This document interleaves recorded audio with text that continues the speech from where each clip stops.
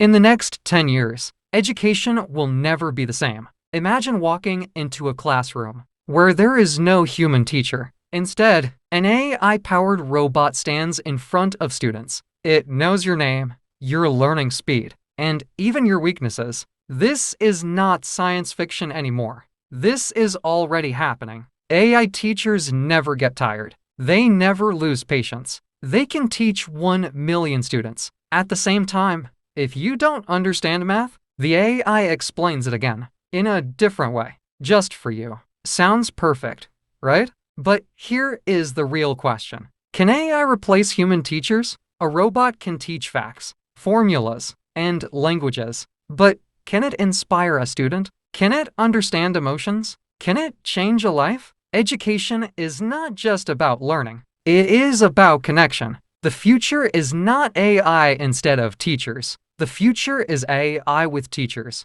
smart classrooms, AI assistants, and human mentors together. The question is not, will AI change education? The real question is, are we ready for it?